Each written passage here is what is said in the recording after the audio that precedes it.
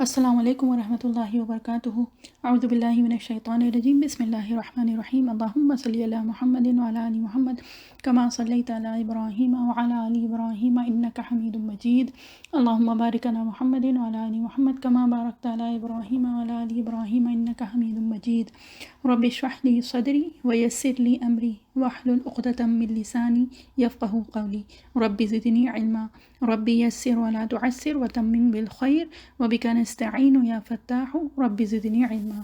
اللہم الہمنی رشدی واعذنی من شر نفسی۔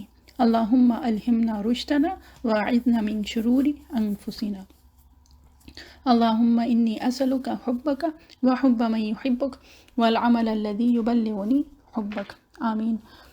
سورہ فجر کی آخر کی چار آیات رہ گئی تھیں، تو وہ پہلے انشاءاللہ کر لیتے ہیں اور اس کے بعد پھر انشاءاللہ سورہ بلد شروع کریں گے۔ اعوذ باللہ من الشیطان الرجیم، بسم اللہ الرحمن الرحیم۔ یا ایتھا النفس المطمئنہ ارجعی الی ربک راضیۃ مرضیہ فادخلی فی عبادی وادخلی جنتی۔ صدق اللہ العظیم۔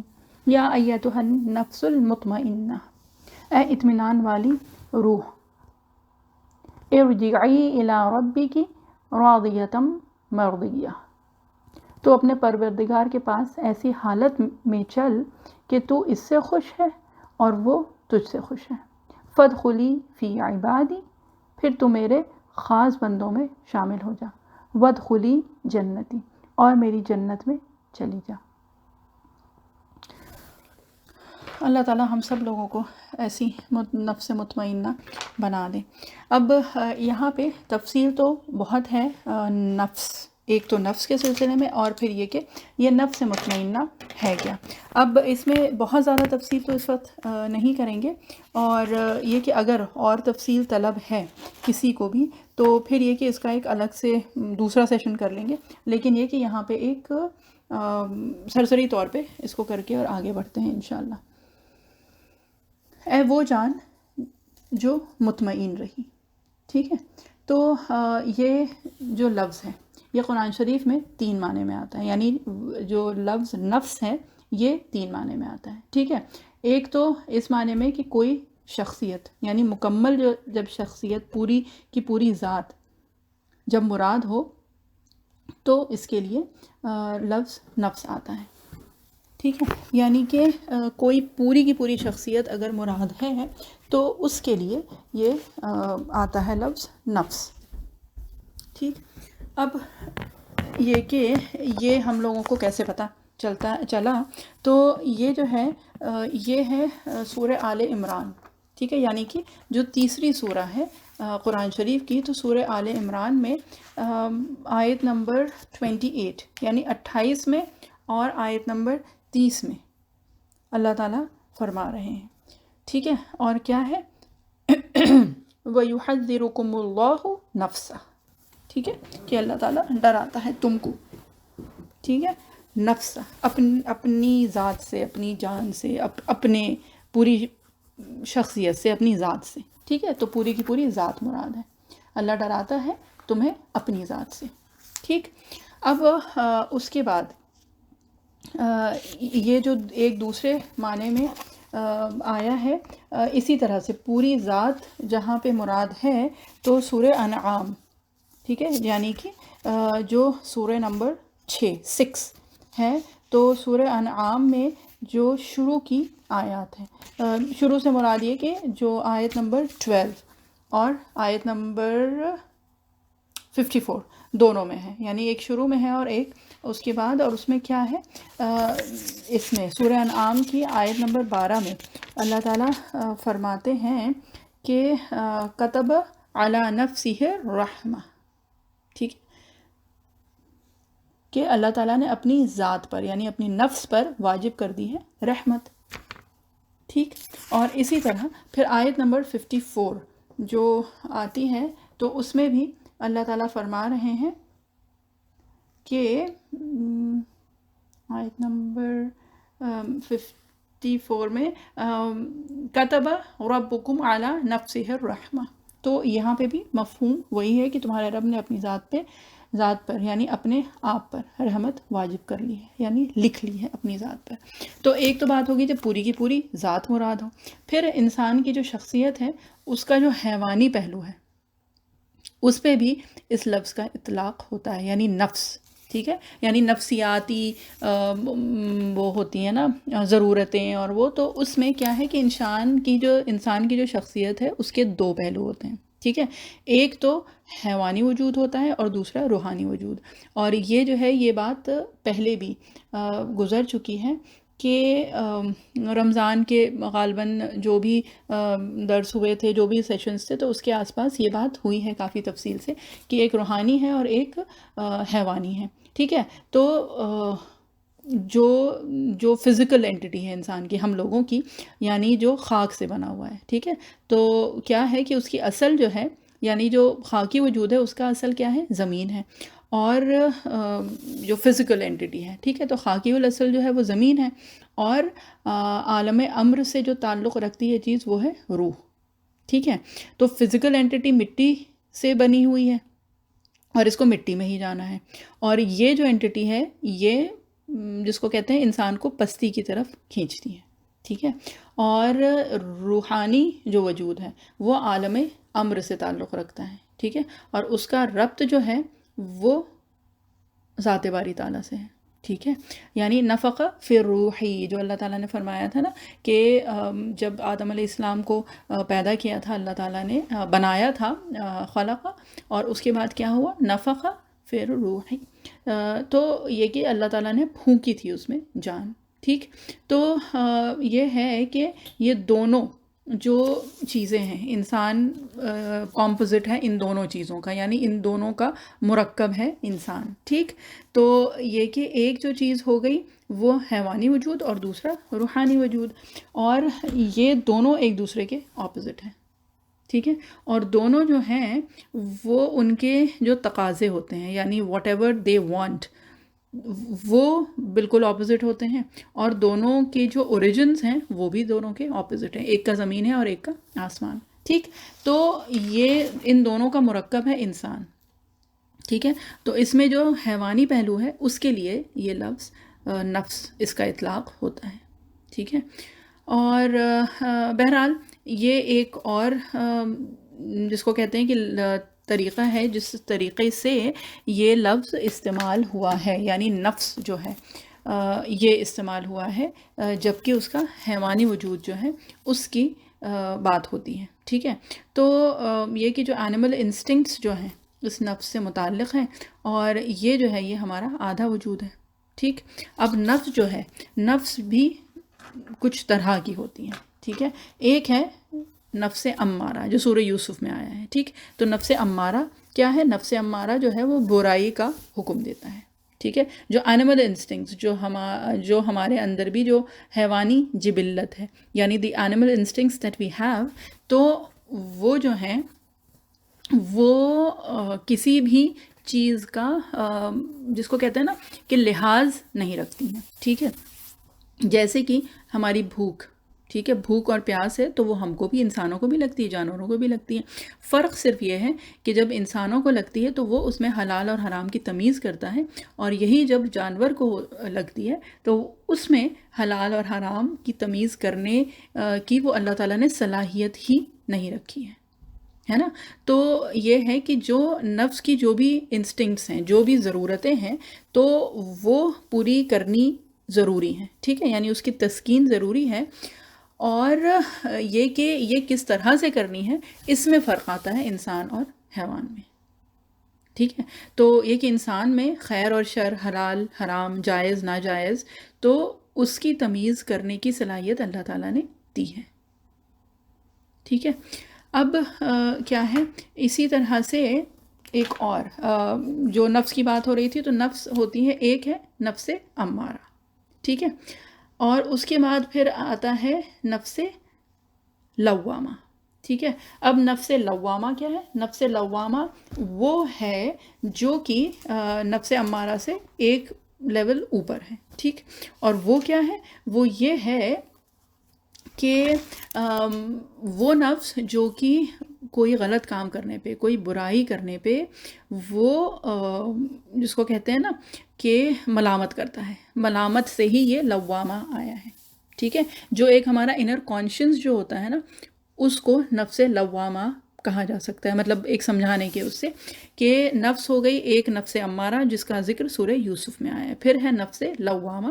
نفس لوامہ وہ جو کہ ایک غلط کرنے پہ یا کچھ اس طرح کی اگر کوئی ناجائز چیز ہے وہ ہے تو اس میں آپ کو ملامت کرتا ہے، آپ کو جس کو کہتے ہیں نا کہ روکنے کی کوشش کرتا ہے، ایک جو انر کانشنس ہے ہمارا، ٹھیک ہے. اور پھر جو اس کا ٹاپ موسٹ جو لیول ہوتا ہے وہ کیا ہے؟ وہ ہے نفس مطمئنہ، ٹھیک ہے. مطمئنہ، یہ اردو میں ہم مطمئن جو کہتے ہیں، تو مطمئن کی جگہ عربی میں جو ایکچولی ہوتا ہے اس میں یا کی جگہ حمزہ ہے. یہ ہے اطمینان نہیں ہے بلکہ اطمینان ہے، ٹھیک ہے. یعنی حمزہ آیا ہے بیچ میں یا کی جگہ. میم کے بعد اردو میں جب ہم بولتے ہیں تو وہ یا بولتے ہیں، جبکہ عربی میں جو اصل جو لفظ ہے وہ ہے میم کسرہ، یعنی میم پہ زیر کے بعد جو ہے وہ حمزہ آیا ہے، ٹھیک ہے. تو یہ ہے نفس مطمئنہ، ٹھیک. اب یہ کیا ہوتی ہے؟ یہ ہوتی ہے کہ آدمی اطمینان میں ہے، ذہنی طور پہ بھی سکون ہے اس کو اور قلبی سکون بھی ہے، ٹھیک ہے. اب یہ جو ہے یہ کس طرح سے وہ ہوتا ہے؟ تو اس میں ذہنی سکون سے مراد یہ ہے کہ جو بھی وہ کر رہا ہے اس میں اس کو کوئی شک اور شبہ نہیں ہے، ٹھیک ہے. ایک الگ اطمینان ہے اس کے اندر. اور اس کے بعد قلبی سکون ہے کہ اس کے اندر کوئی خوف اور ڈر اور گھبراہٹ یہ سب نہیں ہے، ٹھیک ہے. یعنی کہ ایک یہ ایمان کا ایک وہ درجہ ہوتا ہے، سمجھ لیجئے کہ اس میں پھر اس کو یہ اطمینان ہوتا ہے، ٹھیک ہے. یعنی دل اس چیز پہ جمع ہوا ہوتا ہے کہ کچھ نہیں ہوگا جب تک کہ اللہ تعالیٰ کا اذن نہ ہو، اللہ تعالیٰ کی رضا، اللہ تعالیٰ کی منشا نہ ہو. اور اگر ہے جو بھی ہو وہ خیر ہی ہوگا، ٹھیک. تو اس لیے اس کے اندر ایک عجیب اطمینان ہوتا ہے. اور یہ جو ہے نا نفس مطمئنہ، یہ ایک نارمل کیٹیگری نہیں ہے، یہ بہت ہائی کلاس کیٹیگری ہے نفس کی، ہے نا. کہ ایک تو کیونکہ اس کے اندر خوف اور تکلیف، دکھ، پریشان، یہ ساری چیزیں اس کے اندر ہوتی ہی نہیں ہیں، کیونکہ جو فیوچر والی چیز ہے وہ اس کو پتہ ہے اس کے ہاتھ میں نہیں ہے، اور جو پاسٹ میں ہے وہ آلریڈی گزر چکا ہے. بنا اللہ تعالیٰ کے اذن کے، منشا کے کوئی چیز ہو نہیں سکتی ہے. اگر ہو رہی ہے یا ہوگی تو اللہ اس میں خیر ہی ہوگی، جو ہے نا بیدک الخیر، کہ ہم خود کہتے ہیں نا اللہ تعالیٰ سے کہ آپ کے ہاتھ میں کل خیر ہے نا، اللہ کے ہاتھ میں خیر ہی خیر ہے. تو جب وہ ہے ہی اور اس میں ہماری کوئی دخل ہی نہیں ہے تو پھر ایک الگ اطمینان ہوتا ہے. اب اس سے مطلب یہ نہیں ہے کہ اپنی جد و جہد جو ہے وہ نہیں کرنی ہے، وہ سب کچھ ہے، لیکن یہ کہ اپنی جد و جہد اور ان سب کے باوجود ایک اطمینان ہوتا ہے نفس کے اندر، مطلب ذہنی اور قلبی، ذہنی طور پہ بھی اور دل کے اعتبار سے بھی ایک سکون ہوتا ہے. تو وہ ہے نفس مطمئنہ، ٹھیک ہے. اور یہ جو ہے یہ ایمان کی انٹینسٹی بہت ہائی جب ہوتی ہے، ٹھیک ہے.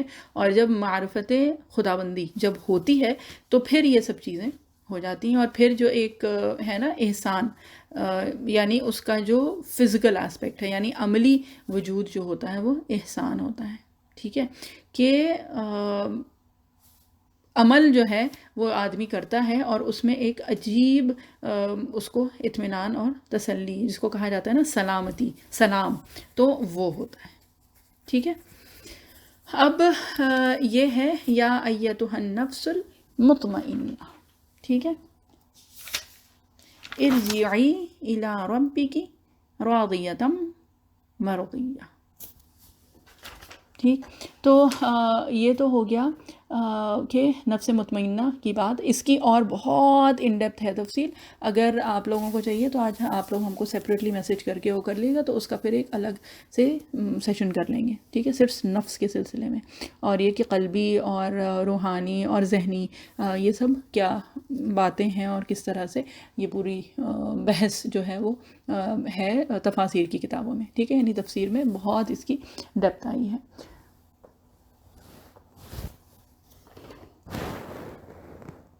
تو اپنے پروردگار کے پاس ایسی حالت میں چل کہ اس سے خوش ہے، کہ تو اس سے خوش ہے اور وہ تجھ سے خوش ہے، ٹھیک ہے. راضیۃ مرضیہ. تو اس میں کیا بات ہے؟ اب یہاں پہ جو بات ہے وہ یہ ہے کہ واپسی ہو رہی ہے، ٹھیک ہے. راضیتم ہوتا ہے جو کہ خوش ہو، یعنی ہم خود اس چیز سے راضی ہیں، اور مرضیہ یعنی کہ اللہ تعالیٰ ہم سے راضی ہیں، ٹھیک ہے.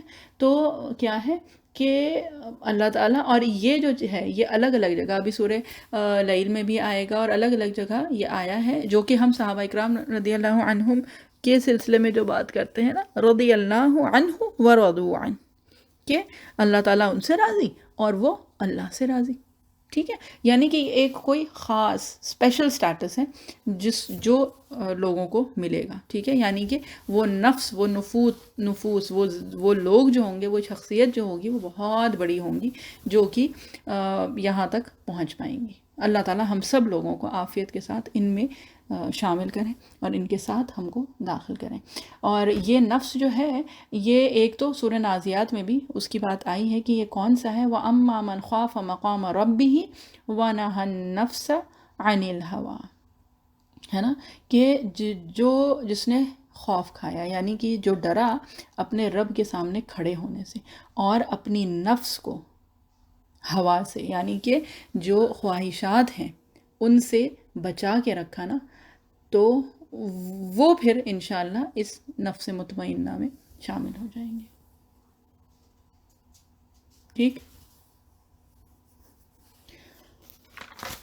فَادْخُلِي فِي عِبَادِي وَادْخُلِي جَنَّتِي، ٹھیک ہے، کہ پھر تو میرے خاص بندوں میں شامل ہو جا اور میری جنت میں چلی جا. تو یہ اس نفس سے بات ہو رہی ہے، خاص طور پہ اس سے بات ہو رہی ہے کہ اللہ تعالیٰ کس طرح سے ان کو داخل کریں گے، کہ اب داخل ہو جا میرے خاص بندوں میں، یعنی جو مقربین ہیں ان میں، جو صدیقین کے جو زمرے میں آتے ہیں لوگ، تو اللہ تعالیٰ اس میں شامل کریں گے. اور میری جنت یہ جو ہوگی یہ بلند ترین جنت ہوگی. یعنی کہ میری جنت جب اللہ تعالیٰ نے خود اس کو اپنے سے جوڑ دیا، تو پھر اس جنت کا کیا لیول ہوگا اور اس کا کیا سٹیٹس ہوگا، وہ ہم لوگ خود ہی سوچ سکتے ہیں. اب اس میں تھوڑی سی بات جو ہے وہ کتاب سے ہی پڑھ لی جائے. ایک جو بات آتی ہے وہ آتی ہے کہ نیکوں کی جو صحبت ہوتی ہے، یعنی نیک بندوں کی، صالحین کی جو صحبت ہوتی ہے، تو وہ بھی جنتی ہونے کی علامت ہے. یعنی دنیا میں ہم جس صحبت میں رہیں گے، جن لوگوں سے محبت کریں گے، جن کے ساتھ اٹھے بیٹھیں گے، تو مور اور لیس ہمارا جو ایک وہ ہے نا کہ ہم کو اس زمرے میں، ان لوگوں میں پھر شامل کر لیا جاتا ہے، ٹھیک ہے. اور اگر ویسے دیکھیں تو یوسف علیہ السلام کی دعا بھی تھی نا، وَأَلْحِقْنِي بِالصَّالِحِينَ، ٹھیک ہے. تو اس سے کیا پتہ چلتا ہے کہ صالحین کا جو ساتھ ہے اور ان کی جو صحبت ہے وہ بہت بڑی نعمت ہے. اور اتنی بڑی نعمت ہے کہ جو انبیاء علیہم السلام گزرے ہیں تو انہوں نے بھی اپنے لیے دعا کی، تو وہ اللہ تعالیٰ نے ان کو کیا سکھایا کہ اس طرح سے دعا کریں، وَأَلْحِقْنِي بِالصَّالِحِينَ، ہے نا، کہ مجھے صالحین کے ساتھ یا ان سے ملا دیں اللہ تعالیٰ، ٹھیک ہے. تو ایک بات تو یہ ہے. اور اس کے علاوہ ایک اور جو دعا آتی ہے، حضرت سلیمان علیہ السلام کی دعا ہے نا، وَأَدْخِلْنِي بِرَحْمَتِكَ فِي عِبَادِكَ الصَّالِحِينَ، کہ اللہ تعالیٰ مجھے کس کے ساتھ، اپنے جو نیک صالح جو بندے ہیں نا آپ کے، ان کے ساتھ ہمیں داخل فرمائیے گا. تو یہ چند دعائیں بھی ہیں جو کہ نبیوں کی، انبیاء علیہ السلام کی دعائیں ہیں، یعنی کہ انبیاء علیہ السلام بھی دعا کرتے تھے نیک صحبت کی، ٹھیک، اس دنیا میں. اور پھر یہ کہ آخرت میں بھی اللہ تعالیٰ ان کے ساتھ ہمیں داخل فرمائیں، اللہ تعالیٰ ان کے ساتھ ہم کو ہمارا حشر کریں، ان کے ساتھ ہماری جنت کو شامل کریں، ہمیں اس جنت میں شامل کریں. تو بہرحال یہ جو ہے یہ وہ دعا ہے، اور اللہ تعالیٰ ہم سب لوگوں کو اس زمرے میں شامل کریں کہ جن سے کہ اللہ تعالیٰ کہیں، یا ایتھا النفس المطمئنہ ارجعی الی ربک راضیۃ مرضیہ فادخلی فی عبادی وادخلی جنتی. اب اس کے بعد جو ہے وہ ہے سورہ بلد، ٹھیک. اور سورہ بلد بھی مکی سورہ ہے، اور اس کی ربط اور مناسبت ایک تو دیکھیے سورہ فجر میں جو بات آئی تھی نا اکرام یتیم کی، ہے نا، اور طعام مسکین، یہ دو باتیں آئی تھی نا سورہ فجر میں، تو یہاں پہ بھی یعنی سورہ بلد میں بھی یہ جو نہیں کرنے والے ہیں لوگ، ان کی مذمت کی جا رہی ہے. ٹھیک ہے، اور یہی مضمون جو ہے وہ یہاں پہ ایک دوسرے انداز میں اللہ تعالیٰ نے ذکر فرمایا ہے. ٹھیک ہے. اور اس کے بعد پھر یہ کہ سورہ فجر میں جو پچھلی قومیں تھیں یعنی عاد، سمود اور فرعون، ان لوگوں کی ہلاکت کی بات بتائی گئی تھی، ہے نا. تو اس صورت میں بھی کفار کو دھمکی دی گئی ہے. ٹھیک. اور یہ ہے کہ شان نزول اس کا کچھ اس طرح سے ہے کہ ایک تو یہ مکی سورہ ہے. ٹھیک. اور اس کے بعد یہ ہے کہ ایک شخص تھا جس کو جو ایک بہت بڑا پہلوان تھا، نبی کریم صلی اللہ علیہ وسلم کے زمانے کی بات ہے. ٹھیک ہے. اسے ابو الاسد کہا جاتا تھا، اس کی کنیت تھی. ٹھیک ہے. اور یہ بڑا طاقتور تھا، اور یہ کیا کرتا تھا کہ اپنے پیر کے نیچے ایک چمڑا رکھ لیتا تھا. ٹھیک ہے. دبا لیتا تھا اپنے پیر سے، اور لوگوں سے یہ کہتا تھا کہ اس کو کھینچو. تو لوگ کھینچتے تھے اور بہت کوشش کرتے تھے، تو وہ چمڑا جو ہے وہ پھٹ کر ٹکڑے ٹکڑے ہو جاتا تھا، مگر اس کے پیر کے نیچے سے اس کو کوئی نہیں نکال پاتا تھا. ٹھیک ہے. تو جب نبی کریم صلی اللہ علیہ وسلم نے اس کو اسلام کی دعوت دی اور اس کو جو بھی آخرت کے عذاب ہیں ان سے ڈرایا، تو وہ ایمان نہیں لایا. ٹھیک ہے. اور اس نے سخت کلامی بھی کی، اور اس نے کیا کہا کہ نبی کریم صلی اللہ علیہ وسلم جو مجھ کو دوزخ اور ان کے فرشتوں سے ڈراتے ہیں کہ ان کی تعداد 19 ہے، اور جو بھی اور چیزیں ہیں وہ سب بتاتے ہیں، تو یہ کہ میں تو ان کو بائیں ہاتھ سے ڈھکیل دوں گا. ٹھیک ہے. اور ایسا کون ہے جو کہ میرا مقابلہ کر سکے، یعنی بہت طاقتور تھا وہ.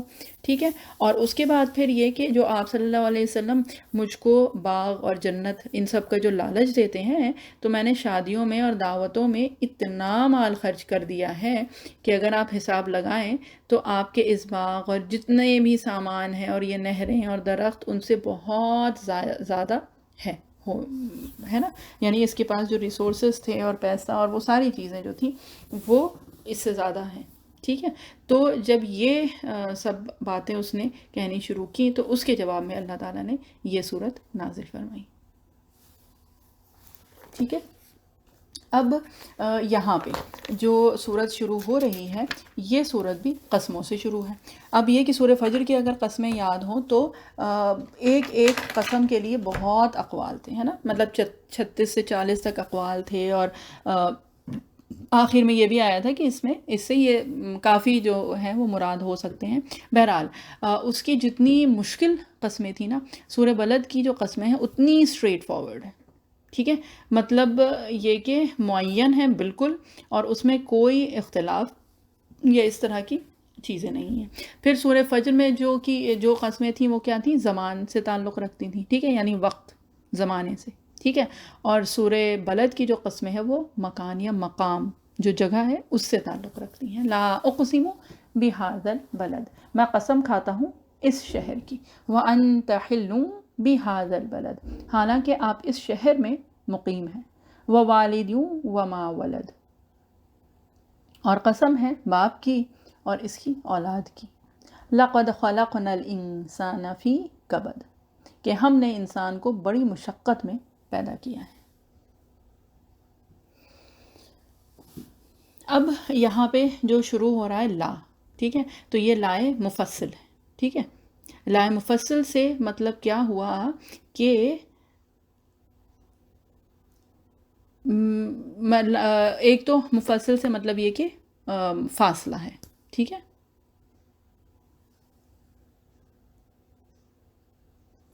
تو یہ کہ لائے منفصل یعنی کہ فاصلے والا نام ہے. اگر یہ لائے متصل ہوتا، یعنی اگر یہ ہوتا لا اقسم بہذا البلد، تو اس کا مطلب بالکل اس کا الٹا ہو جاتا کہ میں قسم نہیں کھاتا. لیکن یہاں پہ لا جب ہم کھینچتے ہیں تو اس سے کیا پتہ چلتا ہے کہ یہ جو ہے یہ منفصل ہے. یعنی کہ کیا ہے کہ میں قسم کھاتا ہوں، یعنی جو بھی تمہارے ذہن میں ہے نہیں، میں قسم کھاتا ہوں، اس کا مطلب یہ ہے۔ اور یہ جو نہیں جو آیا ہے، یہ لا جو آیا ہے وہ کیا ہے؟ زیادہ تاکید کے لیے آیا ہے، ٹھیک ہے۔ اور اس طرح سے قرآن شریف میں اور کافی جگہ قسم کھائی گئی ہے، جیسے لا اقسم بیوم القیامہ ولا اقسم بالنفس اللوامہ، ٹھیک ہے۔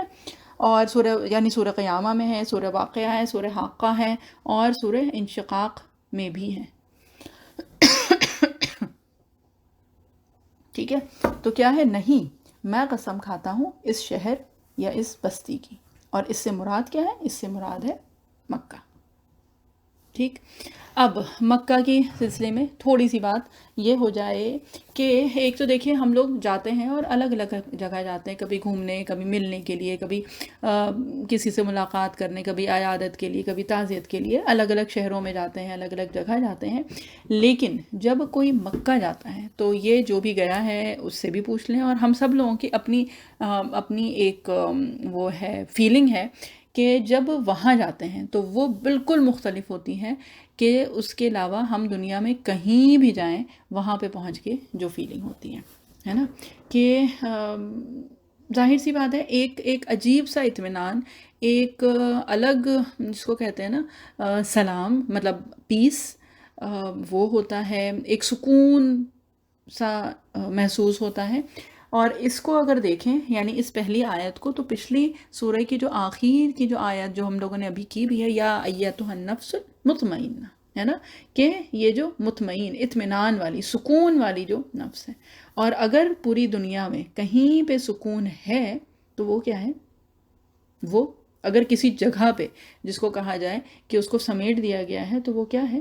وہ اس شہر میں ہے، اور اس شہر میں وہ جگہ جس کو کہ بیت اللہ، اللہ کا گھر کہا جاتا ہے، جو ابراہیم علیہ السلام نے جو بنایا تھا اور جس پہ دعا کی تھی، ہے نا۔ پھر اس پچھلی صورت میں کیا ہے؟ ارجعی الی ربک راضیۃ مرضیہ، کہ اپنے رب کے پاس لوٹو، ہے نا۔ جب ہم لوگ جاتے ہیں مکہ تو یا تو حج کے لیے یا عمرے کی نیت سے، ہے نا۔ تو جتنی بھی وہ چیزیں ہوتی ہیں، یعنی کہ جو حج یا عمرے کا جو لباس ہوتا ہے، جو ہم لوگوں کا احرام ہوتا ہے، تو وہ کیا ہے؟ وہ کچھ قیامت کے دن کا سا ایک منظر ہوتا ہے نا۔ اور وہ جو لباس ہیں تو وہ بھی کہا گیا ہے کہ کچھ اسی طرح کا ہوگا عالم، جو کہ حج یا عمرے کے وقت جو ہم لوگوں کا ہوتا ہے، ٹھیک ہے۔ یعنی وہ ایک طرح کا ریپریزنٹیشن ہے کہ قیامت کے دن ہم لوگ کس طرح سے کھڑے ہوں گے، ٹھیک ہے۔ اور اس کے بعد راضیۃ مرضیہ، اور ہمارا حال کیا ہوتا ہے کہ جب ہم لوگ مکہ پہنچتے ہیں تو خوش رہتے ہیں، ہے نا۔ اس لیے کہ جو بھی ایمان والے لوگ ہیں پوری دنیا میں، تو یہ کہ وہاں جب جانا ہوتا ہے تو صرف جب وہ خبر ہی ملتی ہے تو ایک عجیب سی خوشی، ایک عجیب سی کیفیت ہوتی ہے۔ اور اس کے بعد پھر ظاہر سی بات ہے، جو بھی سفر کی تیاری اور وہ سب کر کے جب وہاں پہنچتے ہیں تو کیا ہوتا ہے کہ خوشی، اور کچھ ہو نہ ہو لیکن ایک عجیب خوشی، ایک اطمینان، ایک سکون، ایک طمانیت تو ہم سب لوگوں کو محسوس ہوتی ہے نا۔ تو یہ ہو گیا راضیتم، اور پھر مرضیہ۔ مرضیہ کیا؟ کہ اللہ تعالیٰ تم سے راضی، کیونکہ یہ ہم لوگوں نے سنا ہے نا کہ عمرہ یہ جب حج کر لیتے ہیں تو جو گناہ ہے وہ ان سے ہم لوگ پاک ہو جاتے ہیں، ہے نا، یعنی اللہ تعالیٰ ہم سے راضی۔ تو یہ ایک ربط بتایا گیا ہے سورہ فجر کی، یعنی سورہ فجر میں اور سورہ بلد کی جو آیات ہیں ان میں، اور یہ ربط پڑھ کے اور وہ تو واقعی لگ رہا تھا کہ ہاں ایک ایک آیت جیسے اسی پہ ہی ڈھلی ہوئی ہے، ٹھیک ہے۔ فادخلی فی عبادی وادخلی جنتی، تو وہ کیا ہے کہ داخل ہو جاؤ میرے بندوں میں۔ اور اگر وہاں دیکھیں تو واقعی جو ہوتے ہیں سب کے سب ایمان والے ہوتے ہیں، ٹھیک ہے۔ اور وادخلی جنتی، اور ویسے اگر دیکھیں تو جنت جو سب سے قریب اگر کہیں مانی جائے اس دنیا میں تو وہ کیا ہے؟ وہ وہی جگہ ہے نا۔ اور یہ کہ جنت کا ایک سمجھ لیجئے کہ ایک احساس ہوتا ہے وہاں پہ جب پہنچتے ہیں، ہے نا۔ تو بہرحال یہ ہے جو مناسبت پہلی آیت سے اور پچھلی جو 4 آیتیں سورہ فجر کی گزری ہیں اس میں، ہے نا۔ اب یہ ہے کہ لا کی تو بات ہو گئی، اب بلد جو ہے، بلد کہا جاتا ہے شہر کو، ٹھیک ہے۔ اور یہ کہ جب کسی چیز کی قسم کھائی جاتی ہے تو یہ تو ہم لوگ پہلے بھی کر چکے ہیں کہ لوگوں کا ایک اٹینشن لینے کے لیے ہے نا، کہ وہ دھیان دیں، غور سے سنیں، ٹھیک. اور پھر ہوتا ہے اس کا جواب القسم، ٹھیک. اور جواب القسم جو ہے وہ کیا ہے، وہ آتا ہے اس کی 2 آیتوں کے بعد، ٹھیک. یعنی بیچ میں آج کچھ آیتیں اور آئیں گی اور اس کے بعد پھر آئے گا اس کا جواب القسم. وَأَنْتَ حِلٌّ بِهَذَا الْبَلَدِ، حالانکہ آپ اس شہر میں مقیم ہیں. اب یہاں پہ حل جو ہے اس کے الگ الگ معنی بتائے گئے ہیں، ہے نا. تو یہ کہ اس کو ایک ایک کر کے کر لیتے ہیں. اور آئے نبی صلی اللہ علیہ وسلم، اور اے نبی صلی اللہ علیہ وسلم آپ مقیم یعنی حلال ہیں اس شہر یا بستی میں، ٹھیک ہے. اور یہ جو ہے یہ کلام معترضہ ہے. معترضہ مطلب یہ کہ بیچ میں یہ ایک کلام آیا ہے، یعنی کہ جو پہلی آیت اور جو تھرڈ آیت ہے وہ ایک دوسرے سے زیادہ کنیکٹڈ ہے، ٹھیک ہے. اور وہ کیا ہے، وہ والدیوں وما ولد، یعنی یہ وہی قسم جو ہے یہ کنٹینیو ہو رہی ہے وہ والدیوں وما ولد میں، ٹھیک ہے. تو بیچ میں یہ جو آیا ہے نا کہ اے نبی آپ مقیم یا حلال ہیں اس شہر یا بستی میں. اب یہاں پہ حل سے مراد کیا ہے؟ تو حل سے بہت ساری چیزیں مراد ہو سکتی ہیں، ہے نا. اور ایک اس میں سے یہ ہے کہ اس جگہ پہ یعنی مکہ مکرمہ میں صرف مسلمانوں کے لیے نہیں بلکہ اس وقت کے جو مشرکین جو تھے، جو کفار بھی تھے، تو وہ بھی جو ہیں اس کو الحرم کہتے تھے، ہے نا. تو بات یہ تھی کہ ان کے نزدیک بھی اس شہر میں کسی بھی چیز کو مارنا، کسی چیز کو نقصان پہنچانا، وہ سب ان کے نزدیک بھی حرام تھا، تبھی وہ اس کو حرم کہتے تھے، ٹھیک ہے. ہا را اور میم. تو بات یہ ہے کہ یہ وہ جگہ تھی جہاں پہ کہ صرف ایمان والوں کے لیے نہیں بلکہ جو دین ابراہیمی پہ تھے، خیر یہ لوگ، لیکن جو اصل جو تھی دین ابراہیمی کی جو سمجھ لیجئے اصل جو تعلیم تھی یعنی وحدانیت، اس کو کھو چکے تھے، ہے نا. لیکن اس شہر کی حرمت ان کے پاس موجود تھی ابھی بھی. تو کیا تھا کہ یہاں پہ وہ کسی کا بھی مطلب کسی جانور کا شکار یا کسی چڑیا یا پرندے کو مارنا بھی ان کے لیے حلال نہیں تھا اس وقت وہاں پہ، اور وہ ابھی بھی نہیں ہے. اب بات یہ ہے کہ اللہ تعالیٰ یہ کہہ کے یہ فرما رہے ہیں کہ آپ حلال ہو گئے ہیں، یعنی انہوں نے جو اپنی ایک عداوت، جو ایک دشمنی ہے، اس میں کیا کر لیا ہے کہ وہ جگہ جہاں پہ یہ بھی گوارا نہیں کرتے تھے کہ ایک کوئی پرندہ یا جانور مار دے کوئی، تو وہاں پہ انہوں نے اپنی اس عداوت کی وجہ سے یہ حلال ٹھہرا دیا ہے آپس میں ہی وہ کر کے. اور یہ سیرت سے الگ الگ جگہ پتہ چلتا ہے کہ انہوں نے یہ حلال کر دیا تھا کہ نبی کریم صلی اللہ علیہ وسلم کو نعوذ باللہ یہ لوگ مارنے کی ایک تدبیر میں لگ گئے تھے، ہے نا. تو وَأَنْتَ حِلٌّ بِهَذَا الْبَلَدِ، کہ انہوں نے حلال کر دیا ہے، ٹھیک ہے، اس شہر میں، ٹھیک، آپ کو حلال کر دیا ہے اس شہر میں، یعنی کہ آپ کا ماننا. اب اس حلال کا بھی ہم بتا رہے تھے نا کہ اس کے بہت سارے معنی آ سکتے ہیں. اور اس معنی سے ایک جو چیز سمجھنے والی ہے وہ یہ ہے کہ دیکھیے کفر یا کافرین جو بھی ہوتے ہیں جب یہ کام کرتے ہیں تو سب کے اپنے اپنے کچھ تو ایتھکس، کچھ پرنسپلز، کچھ جس کو کہتے ہیں نا قاعدہ قانون ہوتا ہے. لیکن جب یہ کسی دشمنی میں کھڑے ہو جاتے ہیں اور خاص طور پہ اگر وہ دشمنی اسلام سے یا اسلام کے لوگوں سے یعنی مسلمانوں سے ہے، تو پھر جو بھی رولز ہوتے ہیں، جو بھی چیزیں ہوتی ہیں وہ سب پھر ختم ہو جاتی ہیں. یعنی کہ پھر وہ جو بھی ان کا قاعدہ قانون ہے وہ سب سائیڈ میں ہو جاتا ہے اور پھر وہ اپنی منمانی شروع کر لیتے ہیں، ہے نا. اور یہی ہوا تھا موسیٰ علیہ السلام کے بھی، جو ہم لوگوں نے قصہ پڑھا ہے کہ فرعون اور جو بھی اس کے ماننے والے تھے، جو اس کے لوگ تھے، تو ان کا ایک اسپیشل سٹیٹس تھا. لیکن جیسے ہی، اور وہ سٹیٹس موسیٰ علیہ السلام کا بھی تھا، لیکن جیسے ہی موسیٰ علیہ السلام نے اسلام قبول کیا ہے تو پھر ساری پریشانی شروع ہو گئی.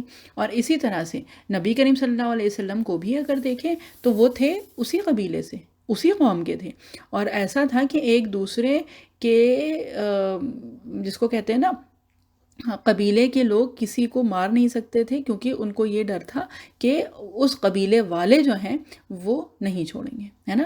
لیکن جب نبی کریم صلی اللہ علیہ وسلم نے جب اللہ کی طرف بلانا شروع کیا تو کیا کیا کہ اپنے قبیلے والے، اپنے گھر خاندان والے جو ہیں وہ اور لوگوں سے مل کے اور نبی کریم صلی اللہ علیہ وسلم کے خاتمے کی تدبیر کرنے لگے، ہے نا۔ اور اس حد تک کیا تھا کہ یہ تھا نا کہ کوئی ایک قبیلے والا اگر کسی دوسرے کو مارتا تھا تو پھر بدلہ لیا جاتا تھا، تو پھر یہ تھا کہ وہاں پہ جتنے قبائل تھے نا ان لوگوں نے ایک مطلب جیسے ہر قبیلے سے ایک ایک انسان کو اکٹھا کر کے اور پھر یہ کیا تھا کہ سب ایک ساتھ نعوذ باللہ ماریں گے نبی کریم صلی اللہ علیہ وسلم کو، تو اس میں پھر کیا ہوگا کہ بدلہ لینے کے لیے بھی کوئی آگے نہیں آ پائے گا، اس وجہ سے کیونکہ سارے قبائل کے لوگ اس میں موجود تھے، تو بدلہ لیں گے کس سے؟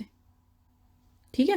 تو ایک تو حل کا مطلب یہ ہو گیا کہ انہوں نے حلال کر دیا ہے آپ کو، یعنی کہ آپ کو مارنے کو حلال کر دیا ہے انہوں نے اس شہر میں۔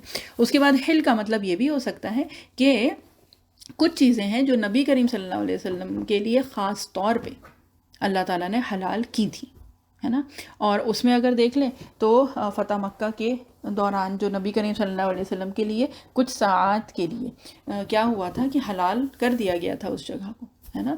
جو بھی دشمن اسلام تھے ان سے بدلہ لینا جو ہے وہ اس وقت اللہ تعالیٰ نے حلال کر دیا تھا، نہ اس سے پہلے کبھی حلال تھا اور نہ اس کے بعد کبھی حلال ہوا ہے، ٹھیک ہے۔ پھر حل کا مطلب یہ بھی ہوتا ہے کسی جگہ پہ پہنچنا، ٹھیک ہے، جو ارائیول جو ہم کہتے ہیں نا، تو اس کو بھی کہا جاتا ہے حل، ٹھیک ہے۔ تو کیا ہے اور نیچے اترنا، نازل ہونے کو، یعنی اوپر سے نیچے جب آتے ہیں اس کو بھی حل کہا جاتا ہے، ٹھیک ہے۔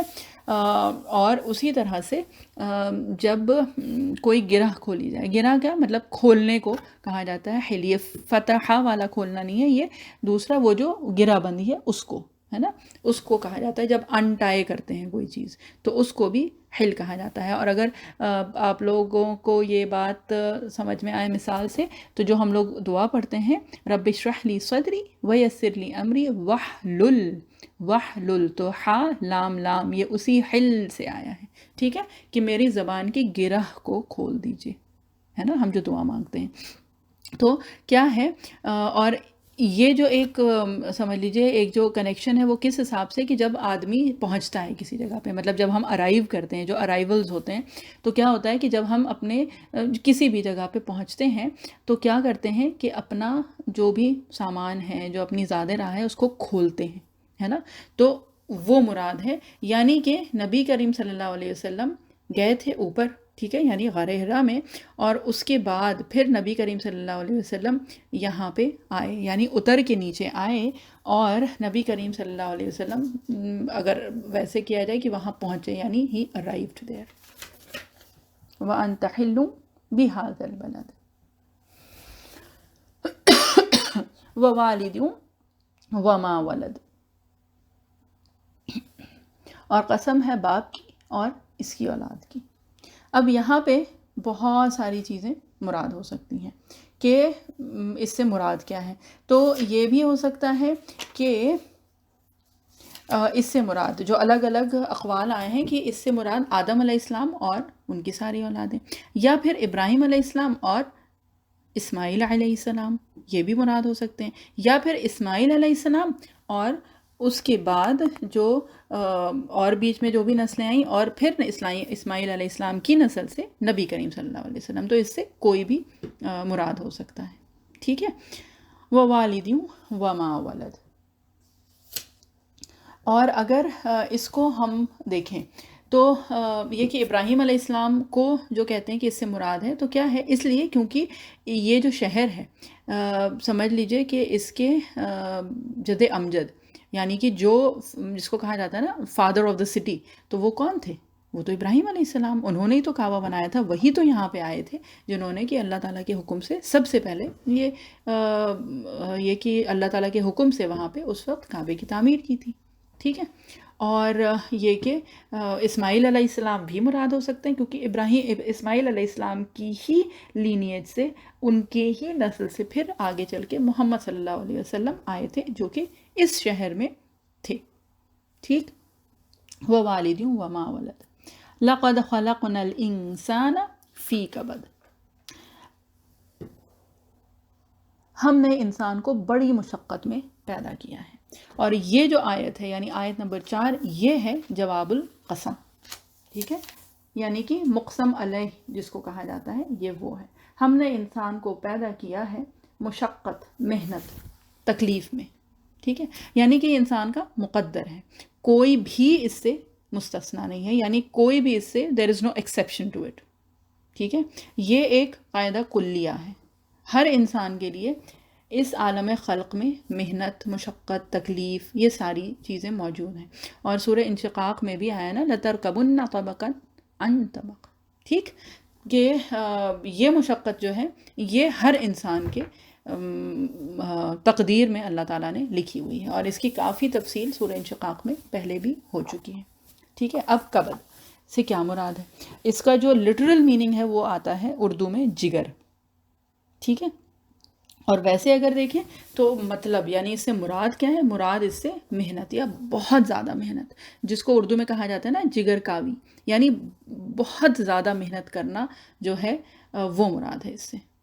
ٹھیک ہے، اور ویسے اگر دیکھیں تو انسان کے جگر میں اگر کسی وجہ سے کوئی انفیکشن ہوتا ہے یا کچھ بھی ہوتا ہے، اگر سوجن آ جاتی ہے تو اس کو بہت تکلیف ہوتی ہے اور اس کو نہایت مشقت اٹھانی پڑتی ہے. ٹھیک ہے، تو جس کو کہا جاتا ہے نا مشقت زدہ انسان، تو وہ ہے یہ لقد خلقنا الانسان فی کبد، کہ انسان جو ہے نا اس ہر انسان کے اندر کسی نہ کسی طرح سے مشقت، رنج، غم، مشقت، کوئی تکلیف، کوئی پریشانی ہر وقت ہر لمحے کچھ نہ کچھ تو لاحق رہتی ہے. دنیا میں ایک وہ ہوتا ہے کہ اگر آرام بھی، جیسے کوئی بہت سارے کام تھے وہ کر کے جب آرام بھی کرنے چلے تو ایک بس کچھ لمحوں کے لیے ہوتا ہے، اور اس کے بعد پھر ذہن میں ہوتا ہے کہ اچھا ہاں اب یہ کرنا ہے، یا پھر کوئی اور چیز ذہن میں آ جاتی ہے. کچھ نہ کچھ تو رہتا ہے. بس یہ ہے کہ یہ جو مشقتیں جو ہیں ہے نا، ان کی شکل مختلف ہیں. کسی کی جسمانی مشقت ہوتی ہے، کسی کی ذہنی مشقت ہوتی ہے، لیکن مشقت بہرحال اللہ تعالیٰ نے ہم سب کے لیے لکھ دی ہے نا. اور یہ ہے کہ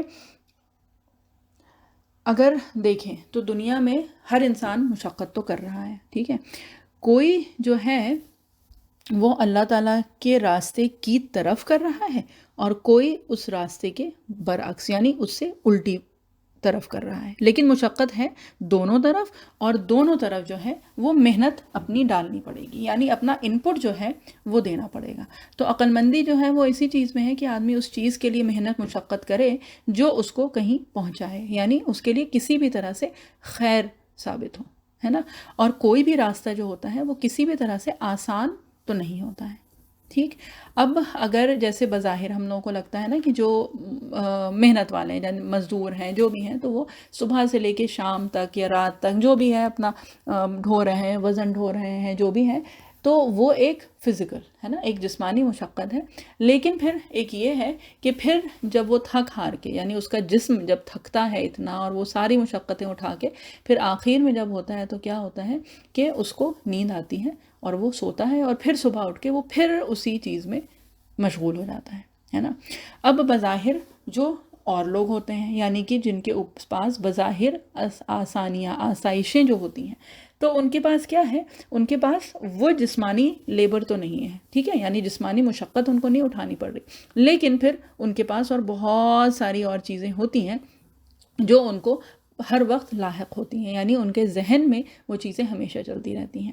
اگر کوئی بہت بڑا سیلیبریٹی ہے تو اس کو ایک یہی ٹینشن ہے کہ یہ جو سٹیٹس ہے یہ کسی طرح سے کم نہ ہو جائے. ٹھیک ہے، ایک وہ جو پوری جس کو کہتے ہیں نا کہ ایک پریشانی کہ ہر وقت ہر لمحہ you have to be at your best, کہیں سے کچھ ایسا نہ ہو کہ کوئی غلط پہلو آپ کا سامنے آ جائے، چاہے وہ جسمانی ہو، یعنی جو اپیرنٹ ہے، جو دکھائی دیتا ہے، یعنی فوٹوگرافز میں، اس میں، اس میں، یا اس کے علاوہ جو سٹیٹس والی جو چیز ہے وہ.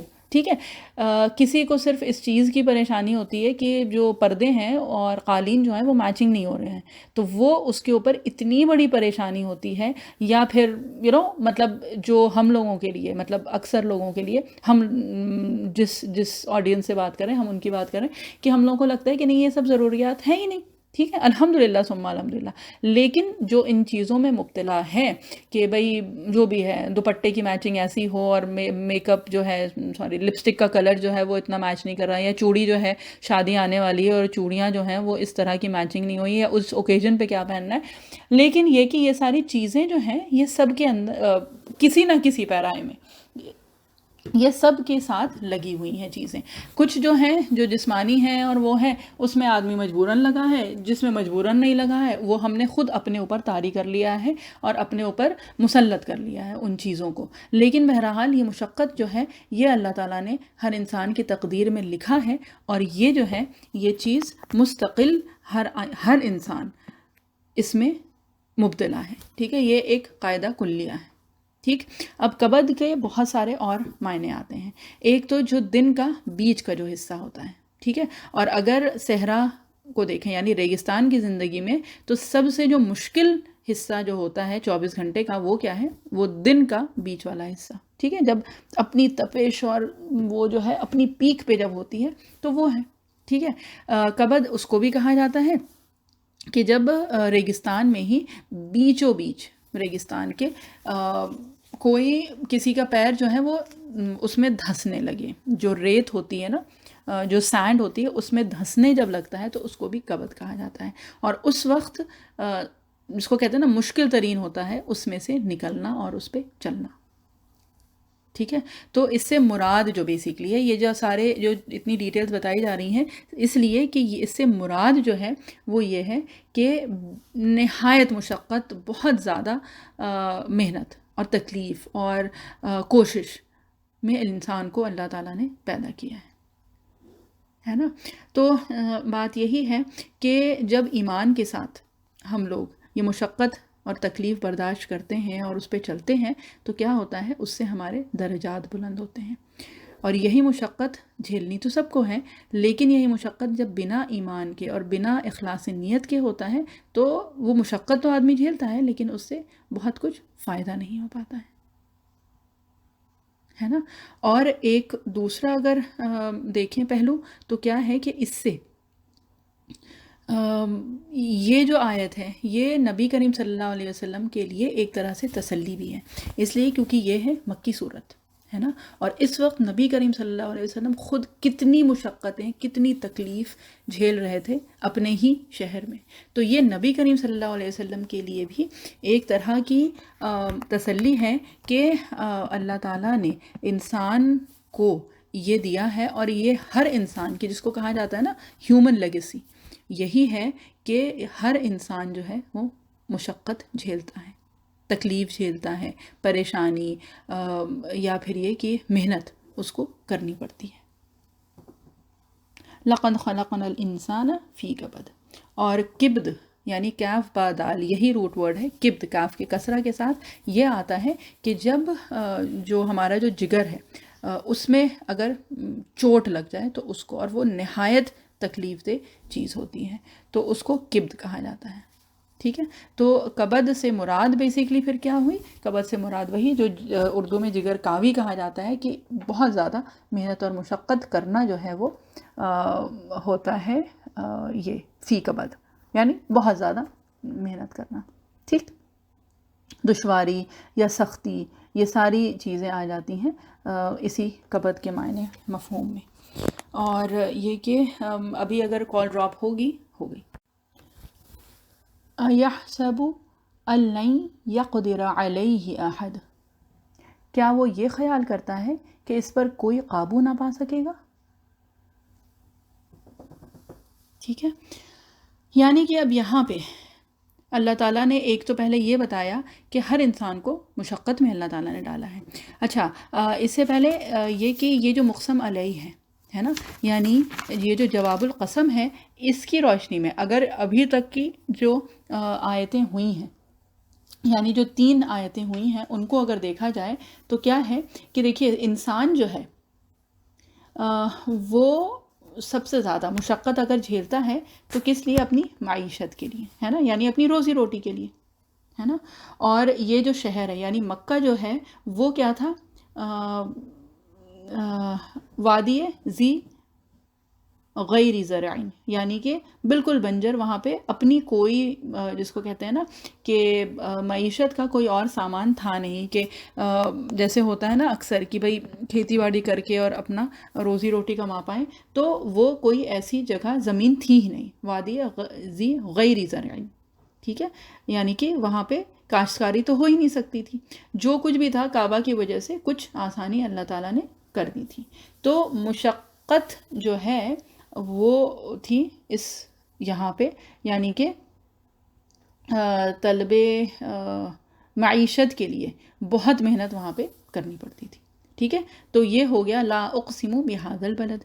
اس کے بعد جو دوسری آیت ہے اس کو دیکھیں، اگر یہ جو مشقت والی جو آیت ہم نے پڑھی ہے، یعنی کہ جو جواب القسم ہے، اس میں اگر دیکھیں وَأَنْتَ حِلٌّ بِهَذَا الْبَلَدِ، کہ اگر کوئی ایک تو ویسے ہی آدمی کے لیے مشکل ہوتی ہے اپنی روزی روٹی، اور وہ اس کے لیے بہت کوششیں کرتا ہے، بلکہ ہم لوگوں کی جو زندگی کی جو کوششیں ہوتی ہیں وہ اسی میں ہی لگی ہوتی ہیں موسٹلی۔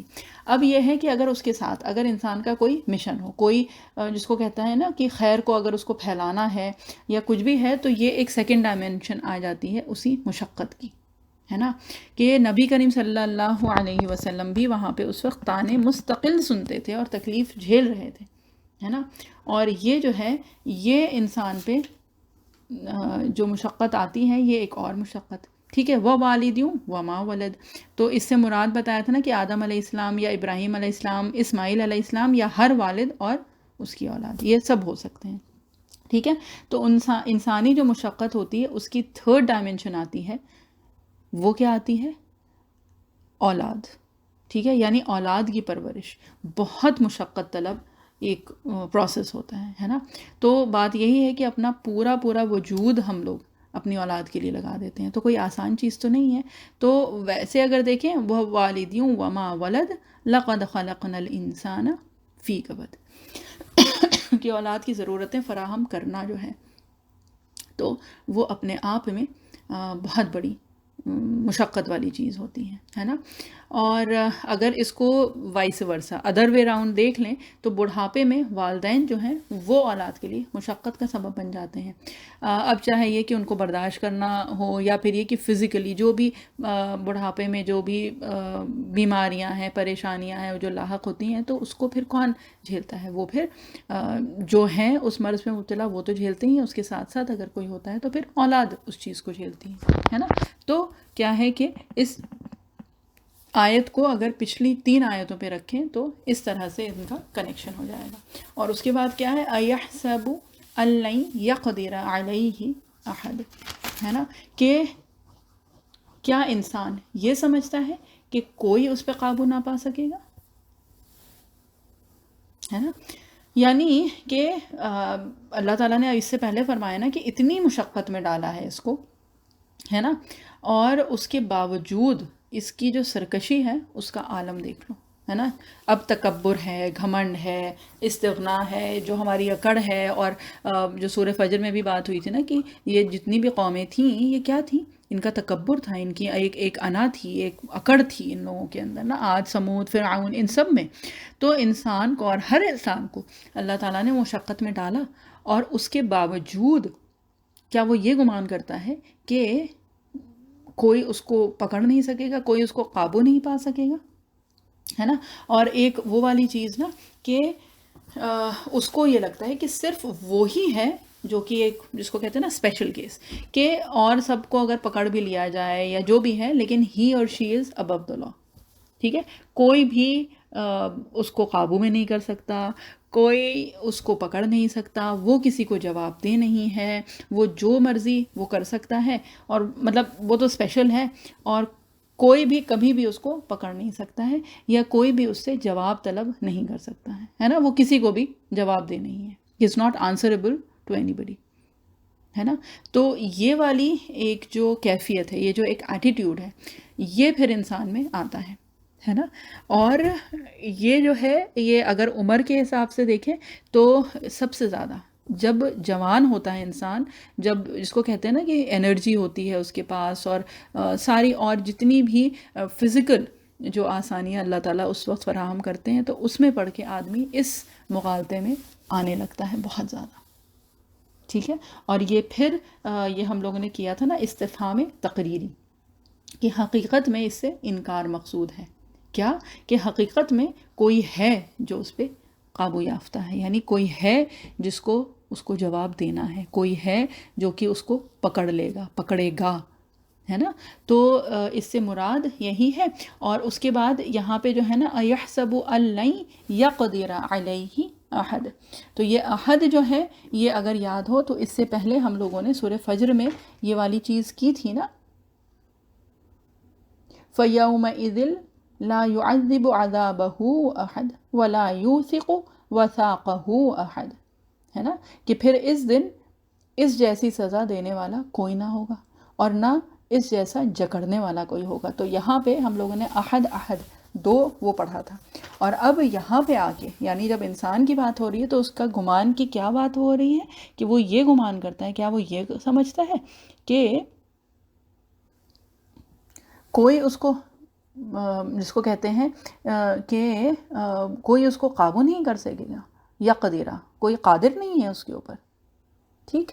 احد، اور یہ اگر دیکھیں تو لفظاً اگر مناسبت ہے اپنی پچھلی صورت سے یعنی سورہ فجر اور سورہ بلد کی. اب اس کے بعد یہ ہو گیا، اس آیت سے مراد جو ہے وہ یہ ہے کہ حقیقت میں کوئی ہے. اللہ تعالیٰ جو کہنا چاہ رہے ہیں کہ یہ ایک سوال پوچھ کے کہ ہرگز نہیں، حقیقت جو ہے وہ یہ ہے کہ کوئی ہے جو اس پہ قابو یافتہ ہے، یعنی قابو کرتا ہے، کر سکتا ہے، کرے گا. ٹھیک ہے. اور اس کو کہتے ہیں استفہام تقریری، یعنی اصل میں جو ہے وہ اس سے انکار مقصود ہے. تو آج یہیں تک کرتے ہیں انشاءاللہ، اور اس کے بعد پھر آگے جو اور آیات ہیں سورہ بلد کی وہ انشاءاللہ پھر ٹیوزڈے کو کریں گے انشاءاللہ. ٹھیک ہے. اعوذ باللہ من الشیطان الرجیم، بسم اللہ الرحمن الرحیم. سبحان اللہ وبحمدہ، سبحانک اللہم وبحمدک، نشہد ان لا الہ الا انت، نستغفرک ونتوب الیک. سبحان ربک رب العزت عما یصفون وسلام علی المرسلین والحمد للہ رب العالمین. جزاک اللہ خیر. السلام علیکم ورحمۃ اللہ وبرکاتہ.